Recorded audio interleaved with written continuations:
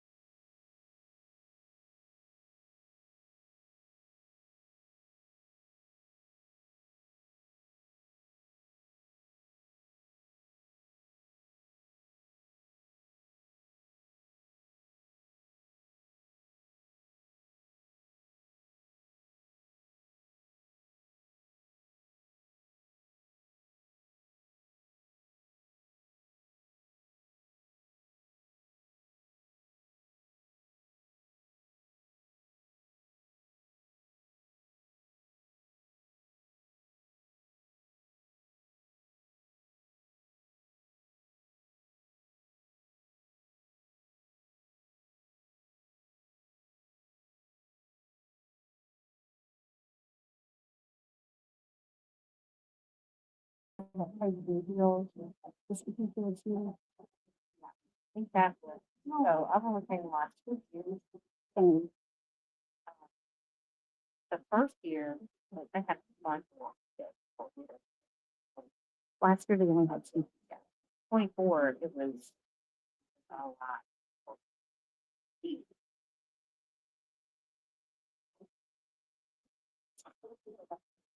Ready or not.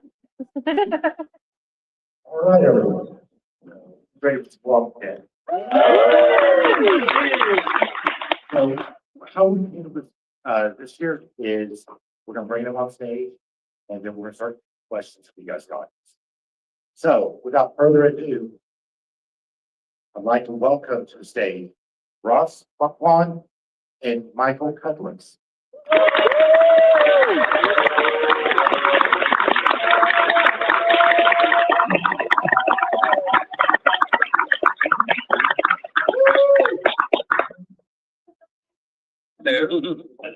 Hello. Thank you for coming to our multi-level marketing.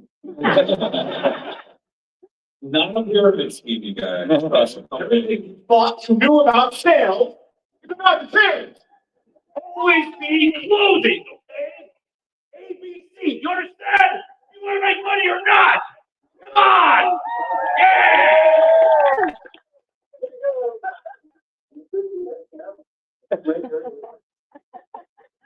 How is everybody?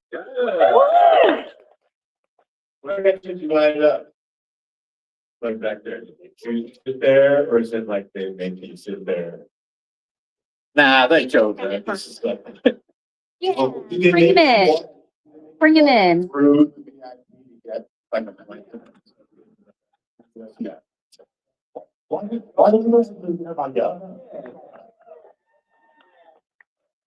Give the authority and their seats. And they're all great ones, man, as well. I want to say white your eyes. You don't really look at the phone. Oh. Oh, that's good. I don't know who's in your life. Yeah. Can you go as well? Oh.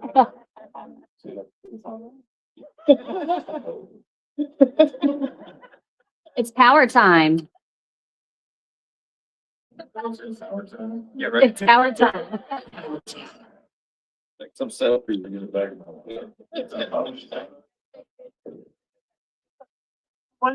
Or just hold it, go pterodactyl.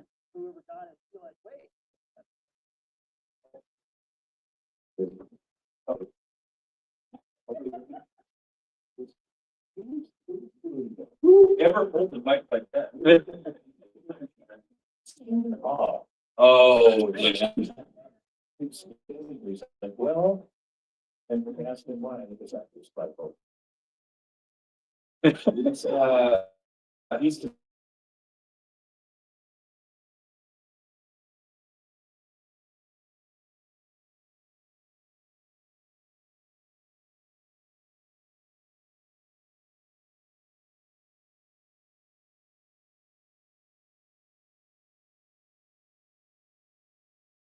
literally no one. Well, there was this one guy. Just send him down. But how is everybody? Everyone good? So we don't have a moderator.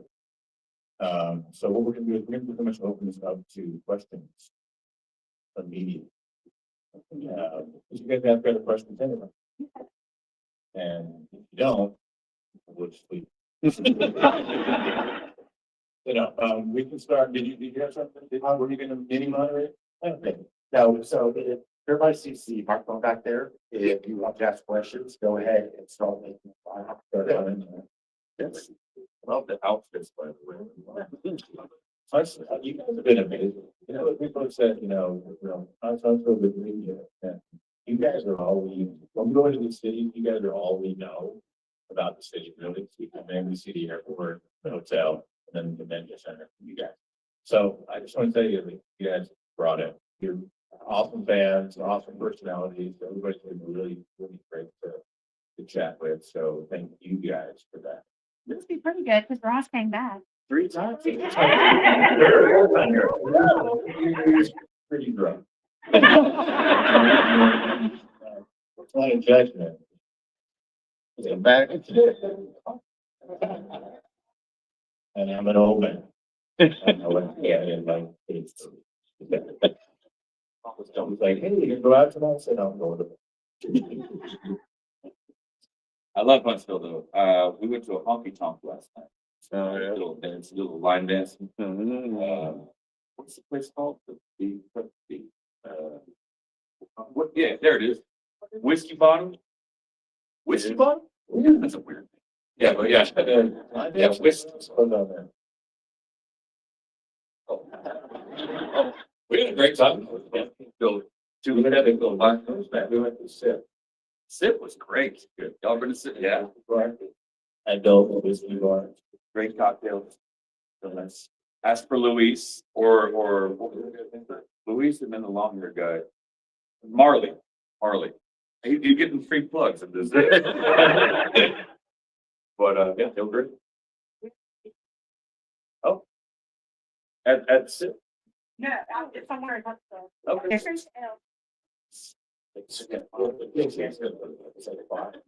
Oh, there's a speakeasy inside there. And one downtown. Okay, I'm not talking down. We work for the tourism board now. Come to the Rockets, stay with the whiskey. That's right. And cigar. I do like that. We We have a question back there. Oh, yeah. Hey, I'm Ethan. I'm from Huntsville, and I love a lot of stuff y'all been in: The Walking Dead, Invincible, the MCU, playing Lex Luthor. So when y'all play in those roles, do y'all focus completely on the scripts, or do y'all read any comics, study any comics before getting into that role? Well, I'm illiterate, so I mostly have them read. I read. I read. He does read. Yeah, it's nice. He has a soothing voice, you know. I'm gonna try to hold it like, oh, it does actually have a better. There's something about it. Yeah, it's like I feel like it's Freddie Mercury or something. We are the champion. Yeah, I mean, I'm a huge comic book nerd from when I was a kid. I watched X-Men, the animated series, when it came out in '92, and immediately dove into that world. Of, like all the money I made from lawn mowing and babysitting went towards Mile High Comics in Littleton, Colorado. Every weekend I was there, Saturday or Sunday, read everything I could, and then bought the comic books and the comic book cards.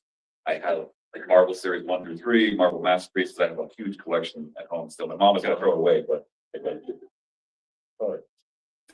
just like yeah, precisely. Yeah, and they have different characters, different sagas. Exactly. Yeah, literally. I mean, like you can see, like Professor X has like this amount of stamina, this amount of fighting ability. So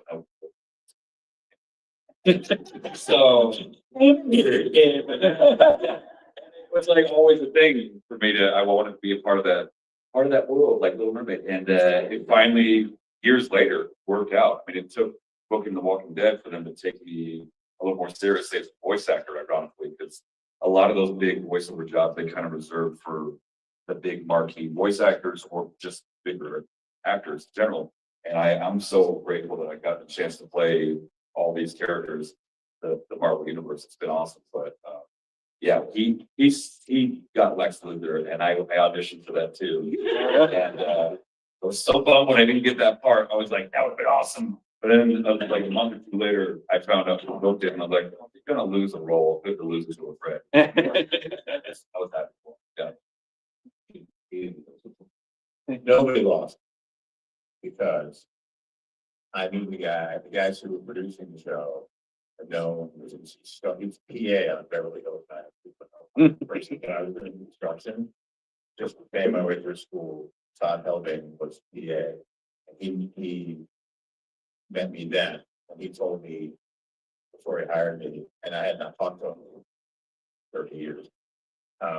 He's like, I met you on Walking Dead, I've been following your career. So they wanted me from the beginning, and didn't think it would work out schedule wise. So they started looking for other people without checking with me. So I was the backup. No, they said no, so there was no beating out or losing. It was, they just didn't do their due diligence. So they did. That worked out very well. Okay. Well, that being said, Marvel's better than DC, all right? That's it.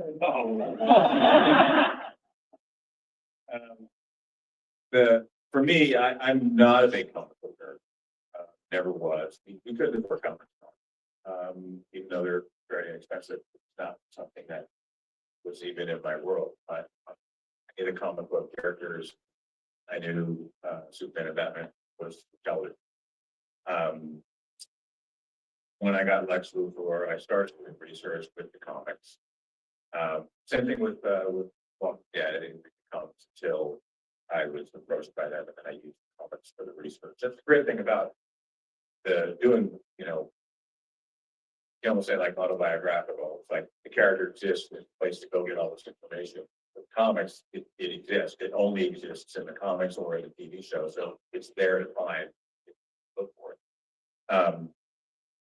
With Lex, it was interesting. The more research I did, the more I read, the more I realized depending upon what universe, what TV show, what retcon, what Elseworld, he's different, everyone. There's certain things that absolutely carry throughout all of them. And Brian Azzarello in his books, Luthor, captures his essence the best. So I was able to find sort of the core of my Lex and the Azzarello stuff, but really relied heavily on script because it was so different than what we'd seen Lex before. Everything else Lex was doing before really was Superman centric. And in our world, it was much more Lois centric, what she had done to his world. And within the themes of Superman and Lois, family, everything that Lex was dealing with was with a stamp, so he was personally offended that all was taken away from him. His daughter, but she feels the only thing is right. So that's what drove him that, which I think separates him from any other Lex story. Because no one else in the comics has gotten this far with Lex. So we give it a lot of credit because we're sort of beyond canon in a lot of ways. So yeah, all the research came from the comics, but ultimately it centers a little bit you take from that. You have to deal with what you on the page in the script.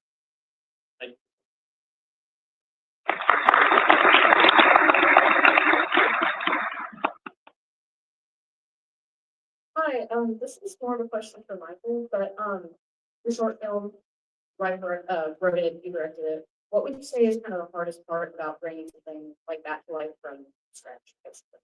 Did you ask me? Did we talk about this at the table? Okay. Yep. She talked about this at the table. I said this is crazy.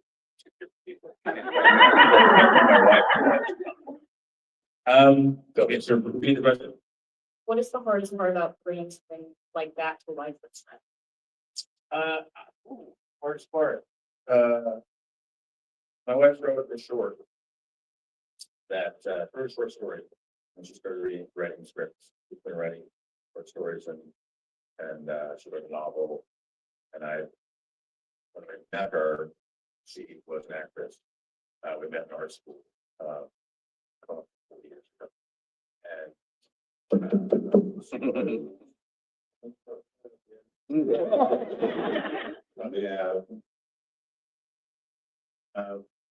But all her storytelling comes from it's all character driven because she was an actress. So she always wrote really amazing characters. So I sort of pushed her into writing scripts. I think you would love it. I think you're great at it. She pushed against it for a while, but no, that's kind of your world now. And I go, yeah, but like it could be your world. Yeah. And she got back into it, and she's incredible writer. Her dad passed away a few years ago. Left her a bunch of money.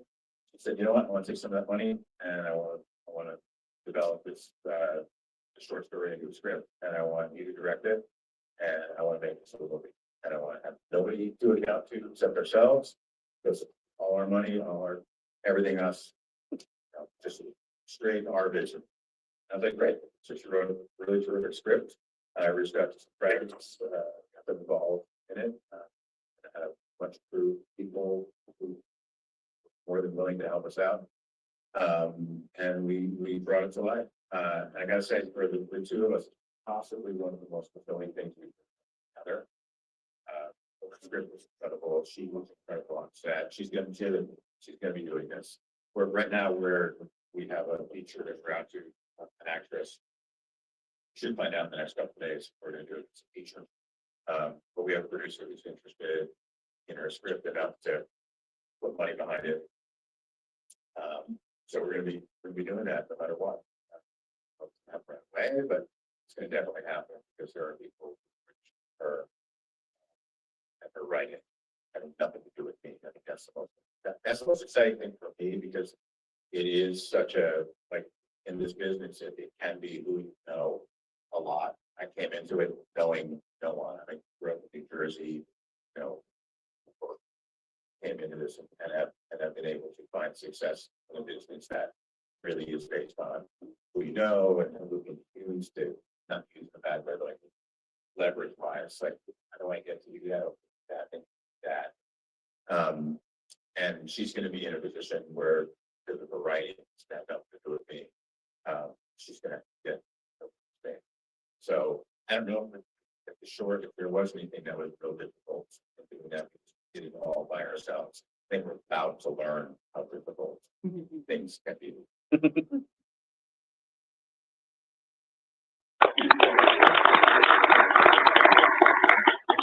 I'm Jonathan, I'm from Harvest. My question is, if you guys were offered, is there any role that you guys would love to play, and if so, why? First of all, what's wrong with your ears?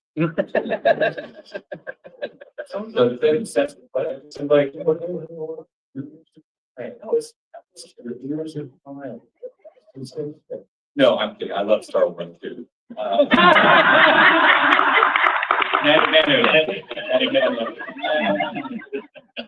There's some young kids who are like, still in our game. Dang, lots of characters. I mean, as a kid, like growing up with X-Men, I think Wolverine was always the white whale.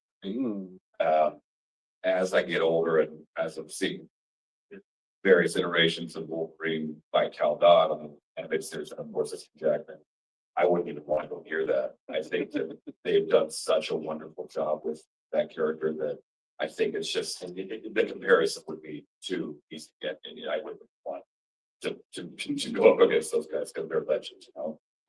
Now I will say the Jesse Eisenberg of Lex Luthor. I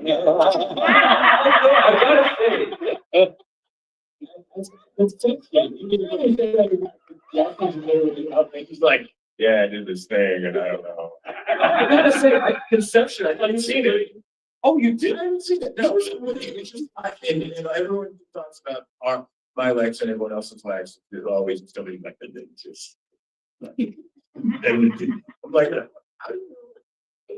I liked this. I mean, he was nice a little bit, but he's a very intelligent actor and guy, I think, in general. But like, I loved his Lex. It was just very like quietly menacing, and yours was like imposing as hell, just physically, just the size difference between you and Tyler.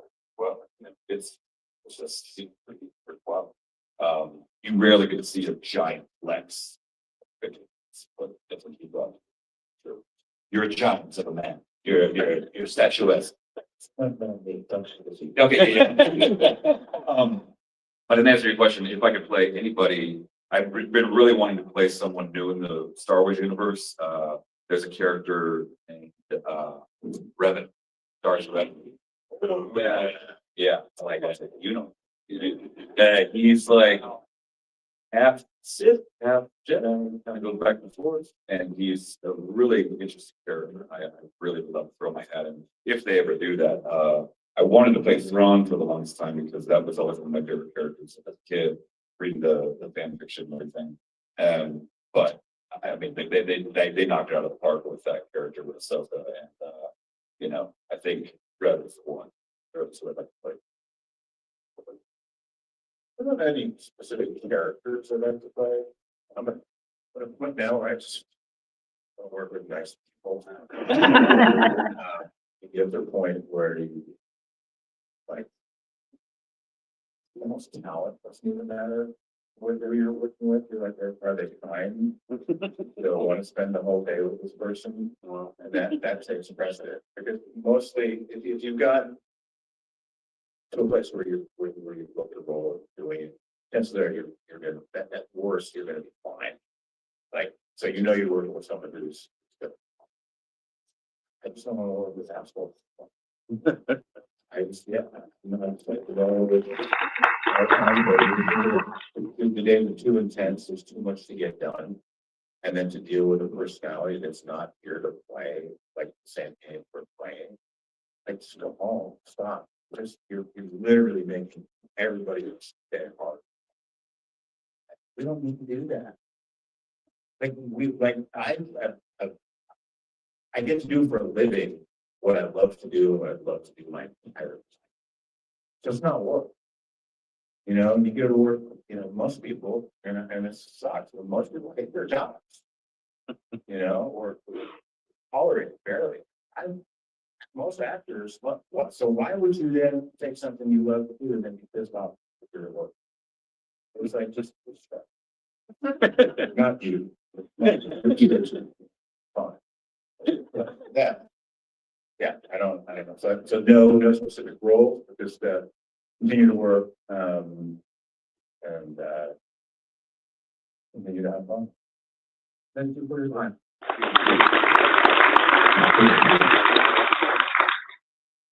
Hey, my question is, if you could pick one moment from whether it be anything in Marvel, DC, Band Brothers, Walking Dead, any favorite moments on set that you can remember?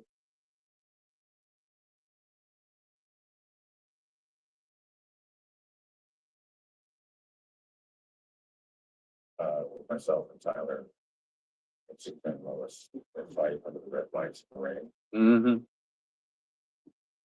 Freezing our ass off in the middle of the night, February. Okay, turn the rain machines on, it was soaking wet, freezing the crap out of each other.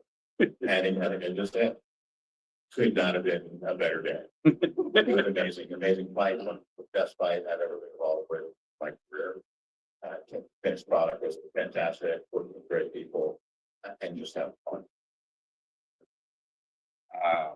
I know it was not everyone's favorite episode, nor was it mine, but I think the Negan lineup was. That was a good day too. He's probably gonna go into this, I don't want to take the story, but we very rarely all got to work together. So I'll let them. No, and that's exactly where I was going with it. Just like aside from that first time where I meet the whole group in the barn, they come down with injury. It was really cool. That didn't work. I thought Andy broke my nose actually because he accidentally came up with a little bit too much momentum when he punched me, and we filmed it 20 different ways, no problem. And then the last time he connected with me, he's a pretty strong guy. So,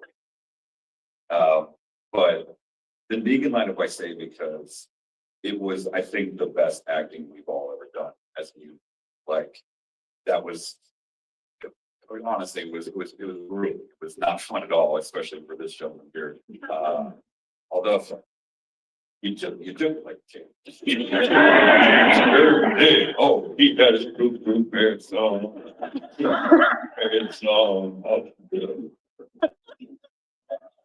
but it was terrifying. It was, you know, the vibe was electric on set. It literally felt like we were making something truly important. And I know that sounds ridiculous. It's on the surface as a zombie show, you know, but the way that episode affected people, including my family, Saniqua, Sasha, and her husband Henry, happened to be in Denver, where I'm from, with my family during her convention. My parents really wanted to meet them. We invited them over, and that was the night that the episode aired. And we knew what was going to happen, obviously, but like Sunil and I were crying. Like we were genuinely like, "Oh my God, this is." It was one thing to be there to see it, because you see how the sausage is made. Obviously, between takes, even though he's got a canoe down his head, like he's joking around. We're kind of like, "Maybe we can go to this." But seeing it, seeing the actual finished product and how real it looked on screen, how devastating it was. I don't know if I'll ever be a part of a scene or an episode rather that were so emotionally gratifying for not only the fans but for us. It was just some of the best work I've ever been part of. I'm grateful for it. Thank you.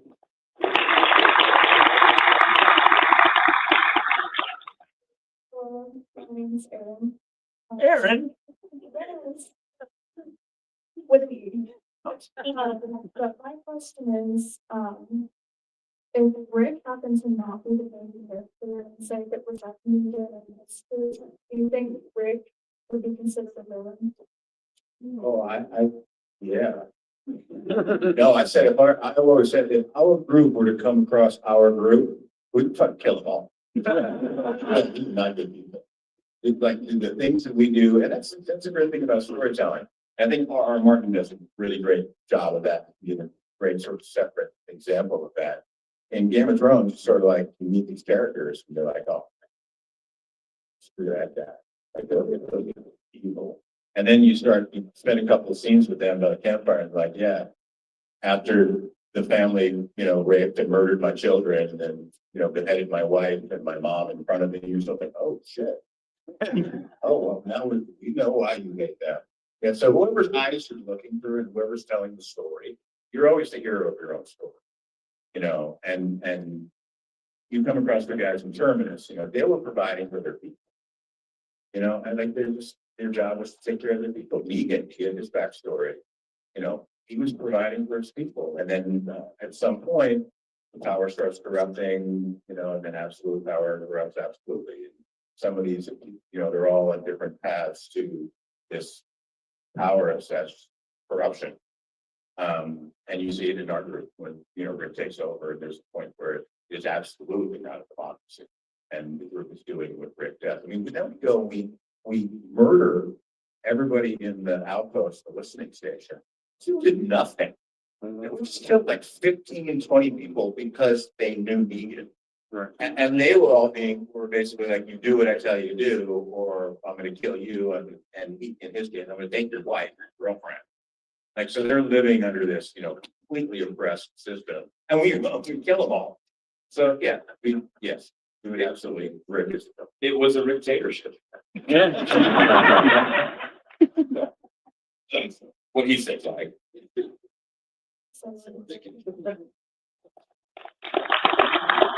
Hello, my name is AJ, and I'm a big fan from the very beginning.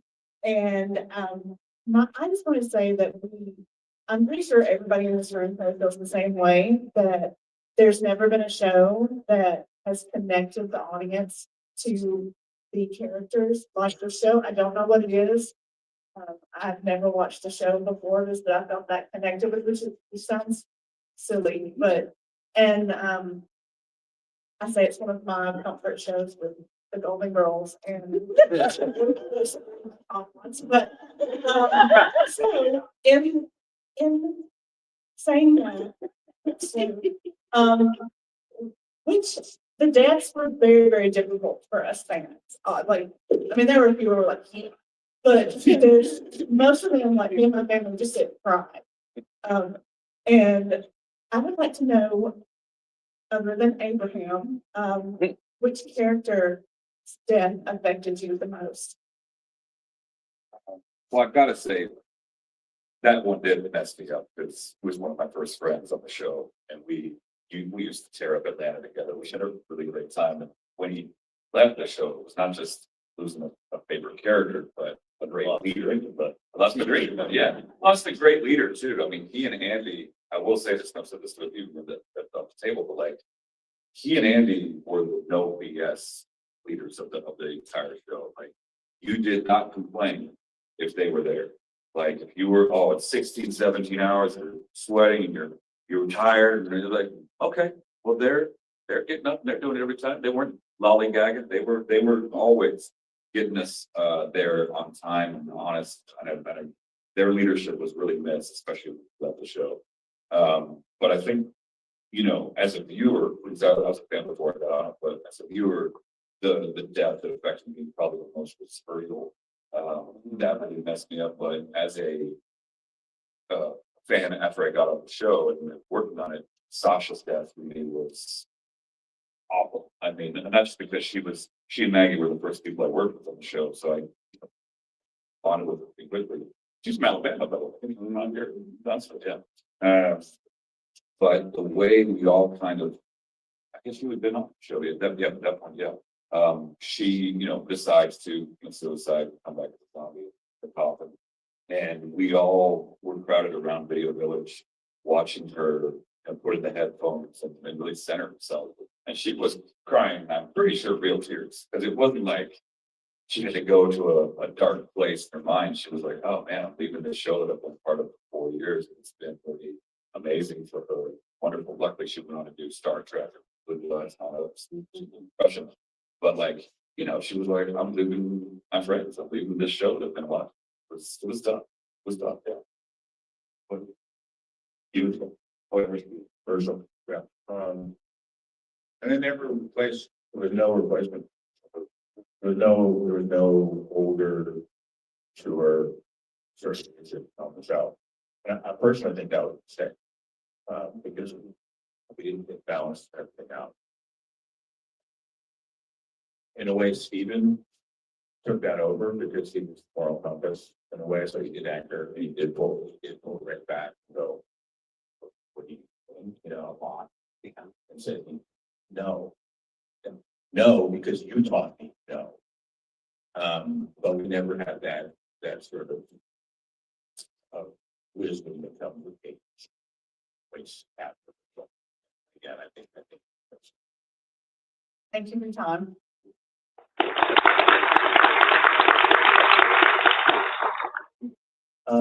Hey, my name is Lucas, and for my birthday, which is today, but last weekend, me and my mom watched the show together. Went to Sonoya we walked around Woodbury and Alexandria and the surrounding filming places. I just wanted to know personally for you two, how was it filming in Georgia? Snow? It was hot and then it was not. It was weird. It was the damnedest thing. And I don't know why that did. I actually don't have know your thoughts, but we filmed from basically we got back to work in mid-April. And then we filmed until late November every year, except for the last year, which was a 14-month shoot because of COVID. It was a supercharged season, 24 episodes as opposed to 60. But I mean, they owned the studio. They owned that town, basically. They were paying the rent and the mortgage of everyone whose house we were using in Alexandria. So we basically, the Babes kind of owned that city, and they were still like, let's pick the hottest months of the year to shoot. And then they're called, there is a reason. Okay. Show was never, show was always going to be shorter episodes. To count. One of the things you come in, that comes sort of confronts you when you're producing television is the length of your day. The amount of shootable daylight hours.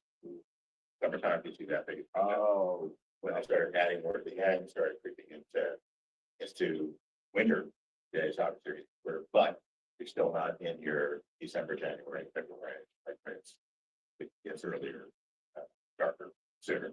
So you're constantly fighting that. And in the summertime, when you have tremendous amounts of daylight, you use much more of your day, keep the day spent the show. It was into the fall, winter.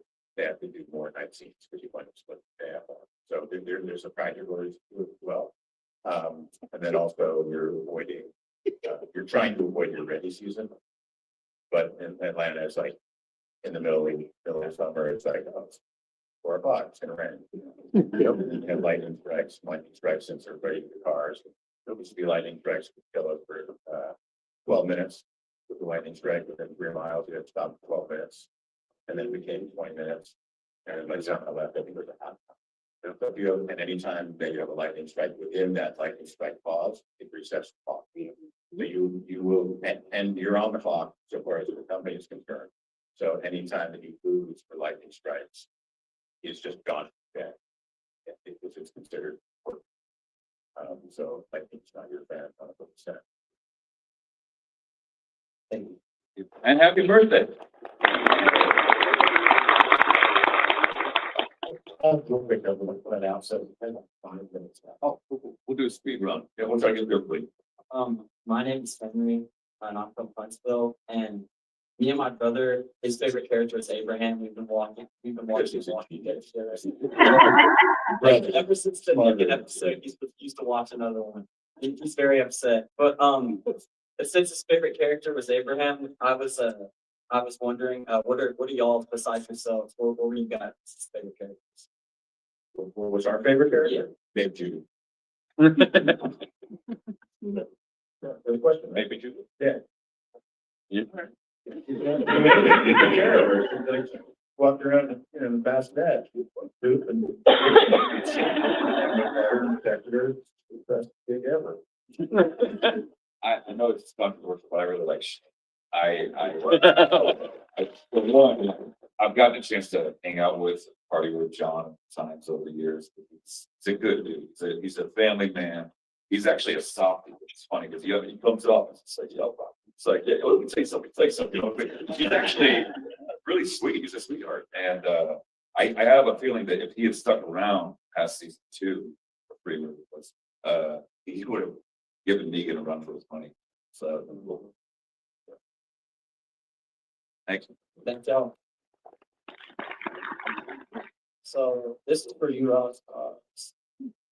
Do you have any news on like X-Men 97? Okay, I can't say officially because I'll get in deep trouble, but I'm hearing this summer it's going to come out. And, I can now officially say I'm allowed to say this. I'm playing Apocalypse next year too. So All right.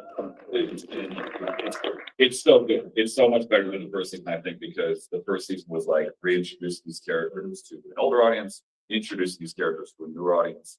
And so now that exposition is just out of the way and it's just pure story.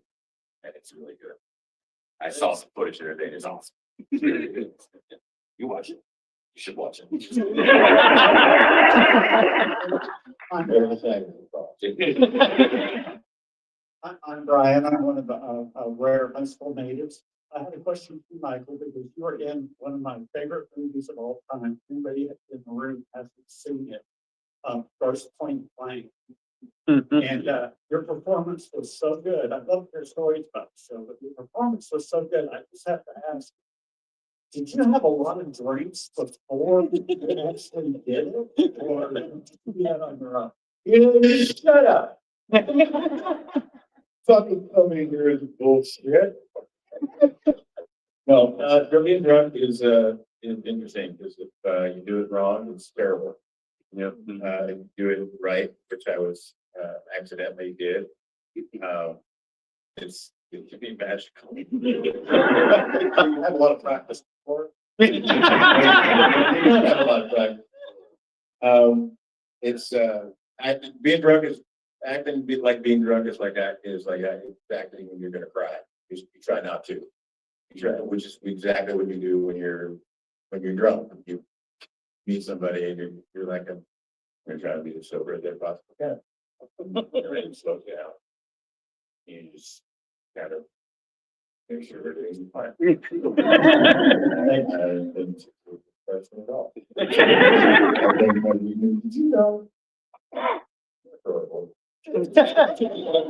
So that is literally one of my favorite movies. And if you haven't seen it, When you come to the table, I have some funny stories. That whole thing was improv. oh, really? Yeah, we wrote, I just didn't put the script and scene, and we did it. John, I came on set and said, I don't really like this. Let's see, let's play around.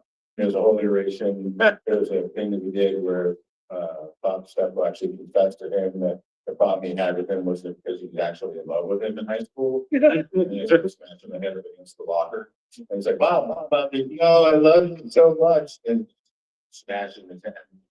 That was almost the one we went with. And then he was like, well, what if you read a poem? And I was like, oh, okay. He's like, do you have any poem you want? I go, no. He's like, well, go. He's done. He said, all he does is improv, not all he does, but he's very involved in the improv world. He came up doing improv. He's like, well, just go back to your trailer and write something. And I'm like, you wrote that? Okay. I said, I might need help with that. He said, well, I'll see if I can come up with stuff. So John wrote some of it and I wrote some of it. It was a combination of both. And the whole thing wound up too long. That's why he was like, okay, like, can we just skip to the end? To the end? Yes, to the end. So we were just playing with all that. And then that's what came out of it. So it was a really wonderful experience with him. He was fantastic. I bumped into him at a convention, like 12 years later, 15 minutes. I thought, oh, there's no way he's gonna maybe. Well, and I started walking up to his table and he jumps up and jumps over the table. It's like, God bless, oh, he's walking dead man. You know, it's like, okay. So it was the whole experience. We're definitely getting to do.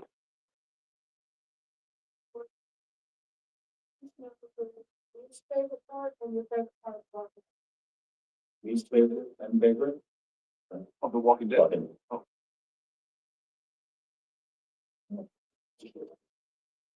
I mean, my least favorite would be when it stopped being. Because like in October in the morning, holy crap. And you're still out there in your, tank top and getting sprayed with water, you look sweaty and it's freezing. So I'll go my least favorite. And my favorite was the people. Absolutely. My least favorite, was an episode 801, I think, or 802, I want to say. We roll up on Negan's compound after spending all of season 7 trying to make bullets. Just 18. Oh god. It was like there's 50 cars that roll up on the Savior compound. 50 cars, more or less, right? And everyone's armed to the teeth. But bullets are super scarce. As if rolling up with that many cars wasn't enough of a sound to draw them out. We have to shoot 3 times in the air, like to knock, and then we're shooting the windows out. I have no idea. Okay. And then the 5 people we want to kill: Negan, Dwight, Arat, Eugene was a turncoat at that point, so screw him too. And then one other, I can't remember the last. Oh no, Simon, right? They're unarmed. All 5 of them are up there on the podium or on the balcony there, and Rick's like, "We gotta take you in, all right? You guys some bad stuff." And I'm like, "Just shoot them, for God's sake! This isn't the world. There's no police anymore. There's no jail. Like, shoot them." That's where they lost me as an actor. So they did open fire. Yeah. And no one could shoot. I don't know how to use this thing. You patrol, you can shoot something from like 300 yards away. Yeah. Drop a walker. Yeah. Or on the balcony. The dumbest decision, I think. And I wanted to talk to our showrunner about that for I many. told him. Did you? I told him, photographed every time he directed that. Oh, And he said, like, yeah, it was. That was. but It's so good. I mean, they can do like dumb shit. No, we don't. No, like, do the dance.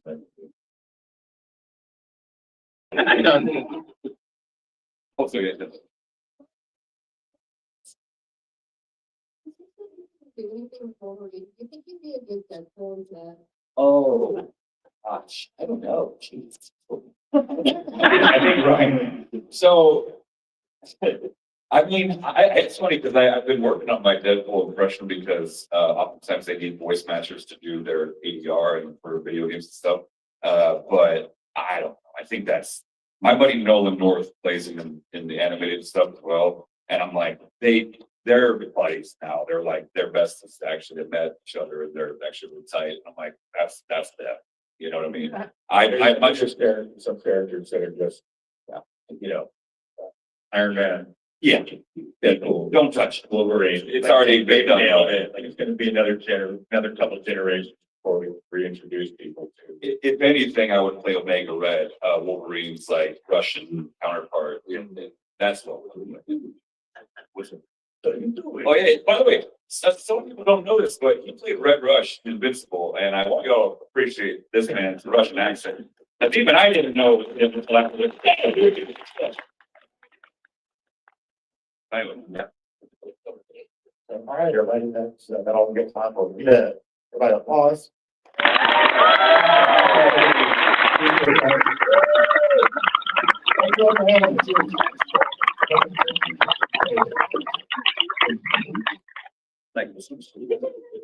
Oh, man, I know. With Greg and both. You be a great rabbit.